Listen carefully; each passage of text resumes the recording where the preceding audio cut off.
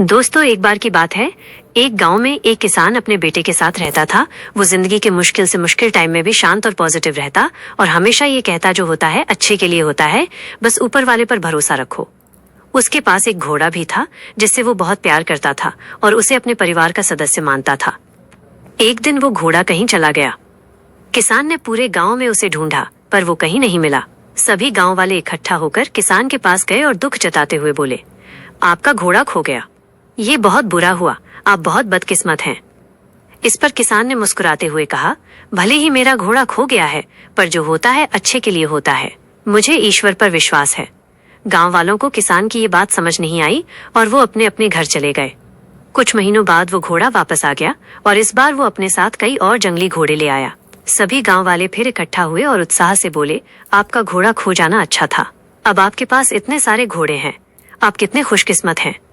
इस पर किसान ने फिर से शांत स्वर में कहा, भले ही अब मेरे पास बहुत सारे घोड़े हैं, लेकिन मुझे कोई विशेष खुशी नहीं है। जो होता है अच्छे के लिए होता है। मुझे ईश्वर पर विश्वास है। गांव वालों को किसान की ये बात फिर से समझ नहीं आई और वो अपने अपने घर चले गए। कुछ समय बाद किसान के बेटे ने घुड़सवारी सीखना शुरू किया, लेकिन एक दिन वो घोड़े से नीचे गिर गया और उसकी टांग टूट गई। सभी गांव वाले फिर इकट्ठा हुए और अफसोस जताते हुए बोले, शायद इतने सारे घोड़े मिलना अच्छा नहीं था। अगर ये घोड़े नहीं होते तो आपके बेटे की टांग ना टूटती। आप बहुत बदकिस्मत हैं। किसान ने फिर वही बात कही, भले ही मेरे बेटे की टांग टूट गई है, पर जो होता है अच्छे के लिए होता है। मुझे ईश्वर पर विश्वास है। गांव वालों को किसान की ये बात फिर समझ नहीं आई और वो अपने अपने घर चले गए। कुछ समय बाद राज्य पर हमला हो गया। राजा की सेना कम पड़ने लगी, इसलिए सभी जवान लड़कों को सेना में भर्ती किया जाने लगा, लेकिन किसान का बेटा युद्ध में जाने से बच गया क्योंकि वो घायल था। सभी गांव वाले फिर इकट्ठा हुए और भावुक होकर बोले, आपका बेटा युद्ध में जाने से बच गया। आप कितने खुशकिस्मत हैं। पर हम सब बहुत दुखी हैं क्योंकि हमारे बेटे युद्ध में चले गए। हमें नहीं पता वो वापस आएंगे भी या नहीं। गांव वालों ने किसान से पूछा, हमने आपको जीवन के मुश्किल से मुश्किल वक्त में भी शांत और पॉजिटिव रहते देखा है। आप ऐसा कैसे कर लेते हैं। किसान मुस्कुराया और कहा, हमेशा खुश और पॉजिटिव रहने के लिए दो बातों को समझना जरूरी है। पहली बात, लोगों की बातों को ज्यादा ध्यान मत दो, क्योंकि उनकी बातों को ध्यान देने का मतलब है अपनी खुशी की रिमोट कंट्रोल दूसरों के हाथों में देना। अगर लोग आपकी तारीफ करेंगे तो आप खुश हो जाएंगे और अगर बुराई करेंगे तो आपको गुस्सा आएगा।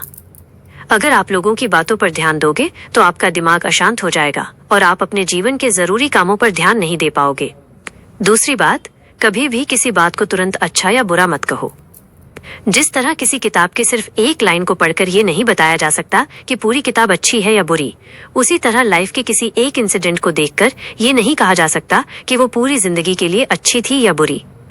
आज जो घटना अच्छी लग रही है वो कल बुरी साबित हो सकती है और आज जो घटना बुरी लग रही है वो कल अच्छी भी लग सकती है, जैसा कि हमने इस कहानी में देखा। आपके साथ क्या होगा वो आपके हाथ में नहीं है, लेकिन आपके कर्म आपके हाथ में हैं। इसलिए अपने कर्म और सोच को अच्छा बनाओ और बाकी चीजें ऊपर वाले के हवाले कर दो, क्योंकि जो भी होता है वो अच्छे के ही होता है। बस ईश्वर पर भरोसा रखो।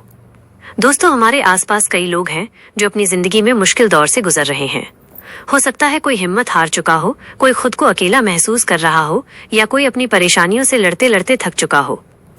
शायद सिर्फ एक सही बात सही समय पर किसी की पूरी जिंदगी बदल सकती है।